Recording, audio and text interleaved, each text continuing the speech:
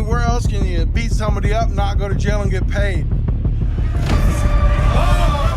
I had a great job. I mean, you couldn't ask for anything better.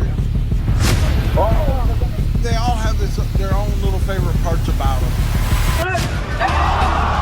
You know, boxing's my roots. I mean, I love boxing, you know, probably the deepest, but I enjoyed doing all of them. In a world full of bodybuilders with abs of steel, there appeared a man with a soft belly. Well, it's wild now, folks, and there goes the... But fists of dynamite.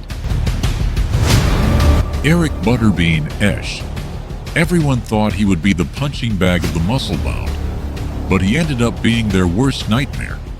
Today, we will relive his most brutal and hilarious KOs, where gym giants learned that against Butterbean, muscles are useless.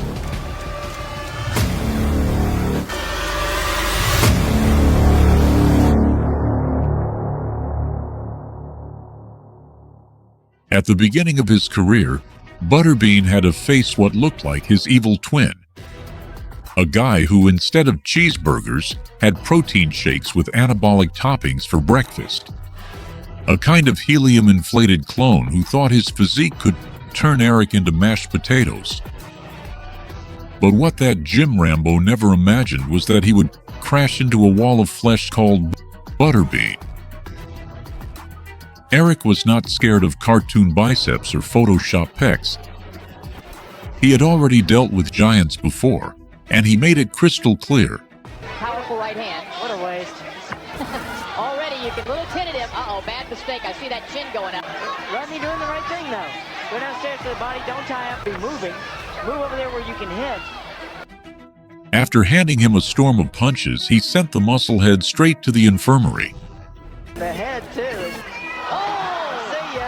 There was the power. Chin up in the air and see ya. It was the perfect demonstration that fighting Butterbean was not only risking your ego, but also your teeth. In 1996, another colossus crossed his path, Jonathan Whitfield. From the start, he used his reach as if playing keep the fat guy away, and it looked like it would all end in seconds. Good draw. His best punch is the right hand. He tried to punch is the right hand. In the tough man competition. The Tough Men competition already saw him as champion, but nobody counted on Butterbean's brutal response. With the ease of a child playing with Play-Doh, he moved him from one side of the ring to the other. You can hear those punches. 313 pounds can hit hard. But you're starting to see now a little more of the tension spike. And then came the grotesque blow, a right hand that cooked his liver as if it were crispy pork cracklings. Whitfield collapsed, and Eric added another KO to his trophy case. No count was needed. He was flattened, looking like he had just seen every planet in the galaxy. Earlier fight, Joel Scott, rising young heavyweight, in a terrific affair.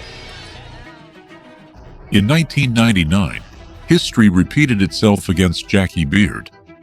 Nicknamed the Indestructible Wall, he arrived bragging, laughing at Butterbean as if he were in a comedy sketch. But the laughter lasted less than a New Year's resolution. Eric, in seconds, turned into a human bulldozer and hunted him mercilessly. Jackie Pitt coming right at Butterbean. The tough man competition. And there's a good taste of what you're going to be able to see. Butterbean. With his famous cholesterol missile, he shut his lights out in a single punch. Beard, who came in overconfident, ended his night on a stretcher.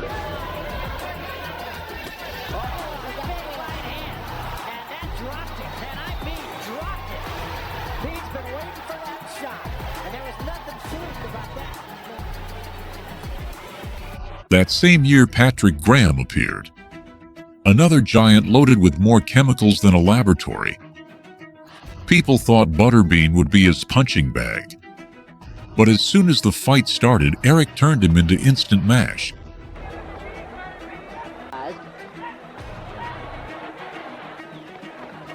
Butterbean Butterbean has no... Gil Clancy said his footwork's getting better. Finally to finish the round. It's another thing he's... Yeah, he can do a lot. And Butterbean... He pounded him with blows and finished by sending him to Atlantis with a single cannon shot. He even had the luxury of winking while the giant fell like a badly built Lego block. The crowd was in shock. The indestructible giant was now just broken ring decoration. And he winks at George while you're talking to him, and then knocks Graham through the rope with a body punch. And Jay Nady has seen enough punch. Entering the new millennium, it was George Lindbergher's turn, another human tower who seemed invincible. But as soon as the bell rang, Eric dispatched him like a fast food combo on special. A single right hand was enough for Lindbergher to collapse like a poorly assembled IKEA wardrobe. Commentators couldn't believe it. A guy with a sofa belly knocking down muscle-bound Colossi. And then ultimately, of course, he's fighting.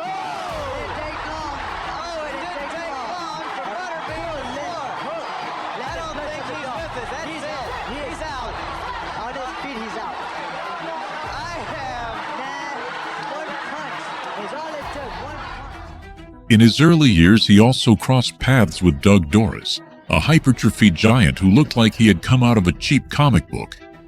Many swore Butterbean would be his snack. But Eric had another plan, to show that he was not only hungry for glory, but literally hungry. From the first second, he jumped on him like a kid after a cake, put him in Thanksgiving turkey pose, and punished him until he was dizzy.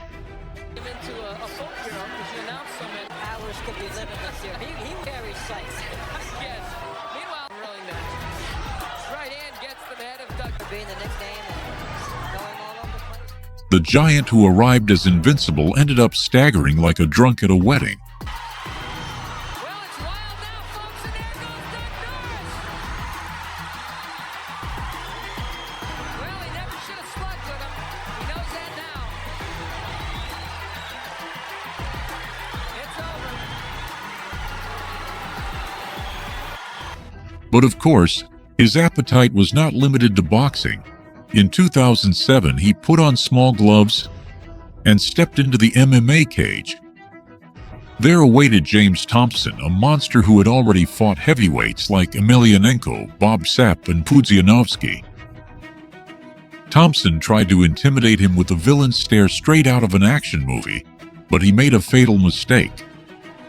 Butterbean only feared two things: opening the fridge and finding it empty, or someone turning on the treadmill.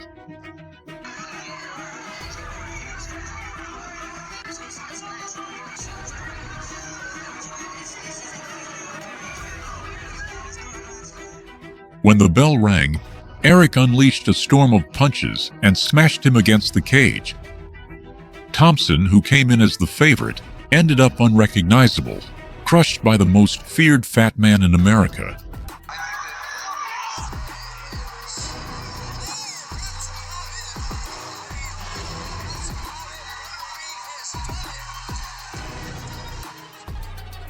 Thus, it was proven time and again.